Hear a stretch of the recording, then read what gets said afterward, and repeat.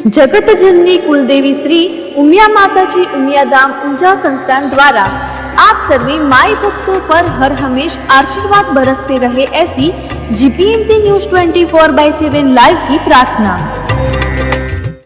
देशना जाણીતા હવામાન શાસ્ત્રી અંબાલાલ પટેલની નવરાત્રીને લઈને જીપીએમસી ન્યૂઝને માહિતી। આજરોજ મુલાકાત લેતા તેઓએ જણાવ્યું હતું કે દેશના તમામ રાજ્યોમાં હજુ પણ વરસાદ પડી શકે છે। ખાસ કરીને સૌરાષ્ટ્ર અને કચ્છમાં હળવો તેમજ મધ્યમ વરસાદ પડી શકે છે।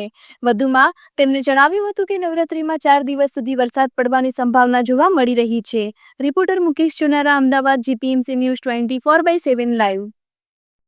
સાહેબ, આ વખતે વરસાદ ચોમેર જોવા મળી રહ્યો છે। હવે આવનારો સમય શું કહે છે? હજુ વરસાદ ચાલુ રહેશે। હજુ તારીખ 1 સપ્ટેમ્બર સુધીમાં કેટલાક ભાગમાં વરસાદ ચાલુ રહેશે। કોઈ ભાગમાં ભારે વરસાદ ચાલુ રહેશે। ઉત્તર ગુજરાતના કેટલાક ભાગમાં ભારે વરસાદ થવાની શક્યતા રહેશે અને લગભગ પૂર્વ ભારતના ભાગમાં, પૂર્વ ગુજરાતના ભાગોમાં ભારે વરસાદ થવાની શક્યતા રહેશે। આ ઉપરાંત જોવા જઈએ તો તારીખ 3થી 10માં પણ ફરી પુનઃ બંગાળ ઉપસાગરના સિસ્ટમના કારણે વરસાદ આવવાની શક્યતા રહેશે। આ વરસાદનું વહન પણ લગભગ પૂર્વ ગુજરાતના ભાગો, મહીસાગરના ભાગો, ખેડાના ભાગો, આણંદ નલિયાના ભાગો, આ ઉપરાંત અમદાવાદ ગાંધીનગરના ભાગો અને ઉત્તર ગુજરાતના કેટલાક ભાગો, રાજસ્થાનના સંલગ્ન ભાગોમાં વરસાદ થવાની શક્યતા છે। ઘણા ભાગોમાં ભારે વરસાદ થવાની શક્યતા છે। કોઈ ભાગમાં 3 ઇંચ 4 ઇંચ કે તેથી વધારે વરસાદ થવાની શક્યતા છે। સાબરકાંઠા, બનાસકાંઠાના ભાગોમાં વરસાદ થવાની શક્યતા છે। પંચમહાલના ભાગોમાં પણ વરસાદ થવાની શક્યતા છે અને કોઈ ભાગમાં, ખાસ કરીને પૂર્વ ગુજરાતના ભાગોમાં ભારેથી અતિભારે વરસાદ થવાની શક્યતા છે અને કોઈ ભાગમાં લગભગ તારીખ 8-10 સુધીમાં 7-8 ઇંચ કે ક્યાંક 10 ઇંચ જેવો વરસાદ ખાબકી શકે છે અને કેટલીક નદીઓમાં પૂર આવવાની શક્યતા રહેશે।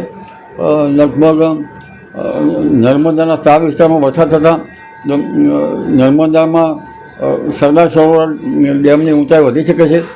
નર્મદા 2 કાંઠે થવાની શક્યતા રહેશે। સાબરમતી નદીમાં પાણીનો આવરો આવવાની શક્યતા રહેશે। આ ઉપરાંત આ તારીખમાં વરસાદ જોવા જઈએ તો સુરતના ભાગોમાં પણ વરસાદ જ્યાં ઓછો છે ત્યાં વરસાદ થવાની શક્યતા રહેશે। દક્ષિણ ગુજરાતના ભાગોમાં ભારેથી અતિભારે વરસાદ થવાની શક્યતા રહેશે। દક્ષિણ સૌરાષ્ટ્રના કેટલાક ભાગમાં ભારેથી અતિભારે વરસાદ થવાની શક્યતા રહેશે અને સૌરાષ્ટ્રના મોટા ભાગના કેટલાક ભાગોમાં ભારેથી અતિભારે વરસાદ થવાની શક્યતા રહેશે। જામનગરના ભાગોમાં પણ ભારે વરસાદ થવાની શક્યતા રહેશે। પશ્ચિમ સૌરાષ્ટ્રના ભાગોમાં પણ વરસાદ થવાની શક્યતા રહેશે। રાજકોટ, મોરબી, થાન, ચોટીલાના ભાગોમાં વરસાદ થવાની શક્યતા રહેશે। કેટલાક ભાગમાં ભારેથી અતિભારે વરસાદ થવાની શક્યતા રહેશે। આ ઉપરાંત કચ્છના ભાગોમાં પણ વરસાદ થવાની શક્યતા રહેશે। એટલે હજુ વરસાદ ગયો નથી, પરંતુ આ વરસાદી પાણી સારું ગણાતું નથી, એટલે ખેડૂત ભાઈઓએ વરાપ થઈ કૃષિ કાર્યો કરવા સારા રહે। આ ઉપરાંત લગભગ ચોમાસાની પીછેઠ વિદાય જમ્મુ કાશ્મીરના ભાગો અને રાજસ્થાનના કેટલાક ભાગોમાં 15 સપ્ટેમ્બર આસપાસ થવાની શક્યતા રહેશે અને લગભગ આમ છતાં ગુજરાતના કેટલાક ભાગમાં બંગાળ ઉપસાગરની સિસ્ટમના કારણે 12 તારીખની આસપાસ બંગાળ ઉપસાગરમાં કોઈ સિસ્ટમ બને, જેના કારણે 12 થી 15માં ઉત્તરા ફાલ્ગુની નક્ષત્રમાં પણ વરસાદ આવવાની શક્યતા રહેશે। આ ઉપરાંત તારીખ 18 થી 30માં પણ બંગાળ ઉપસાગરમાં સિસ્ટમ બનશે અને લગભગ 13મી સપ્ટેમ્બરથી 10મી ઓક્ટોબર વચ્ચે ગરમી વધારે પડશે અને નવરાત્રિના ભાગોમાં પણ જોવા જઈએ તો લગભગ નવરાત્રિની શરૂઆતમાં વાદળવાયુ આવવાની શક્યતા રહેશે। છઠ્ઠા નોરતાથી દશેરા સુધીમાં કેટલાક ભાગમાં છૂટો છવાયો વરસાદ થવાની શક્યતા રહેશે। વરસાદ ગાજવીજ સાથે થવાની શક્યતા રહેશે। 27 સપ્ટેમ્બરથી 5મી ઓક્ટોબર વચ્ચે કેટલાક ભાગમાં ગાજવીજ સાથે વરસાદ થવાની શક્યતા રહેશે। 5મી ઓક્ટોબરે દરિયા કિનારે ભારે પવન ફૂંકાવાની શક્યતા રહેશે। 17મી સપ્ટેમ્બરે દરિયા કિનારે ભારે પવન ફૂંકાવાની શક્યતા રહેશે। ઓક્ટોબરમાં હવાના હળવા દબાણ પણ ઊભા થવાની શક્યતા રહેશે। નીનો 3.4 વિસ્તારમાં પેસિફિક મહાસાગરમાં જળવાયુ જે છે હાલમાં તેનું ઉષ્ણતામાન ઘટી શકે છે અને આ વિસ્તારનું ઉષ્ણતામાન, પેસિફિક મહાસાગરના આ વિસ્તારનું ઉષ્ણતામાન ઘટતાં લગભગ લા નીનો કન્ડિશન આવી શકે છે। લા નીનોના કારણે પણ ગુજરાતના કેટલાક ભાગમાં માવઠા થવાની શક્યતા રહેશે। આ ઉપરાંત તારીખ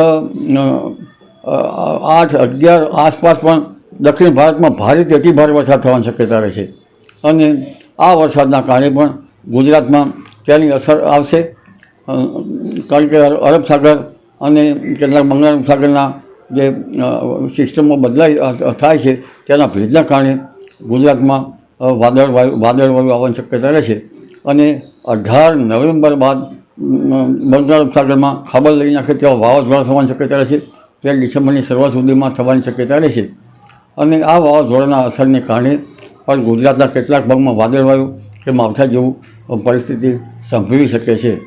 જી.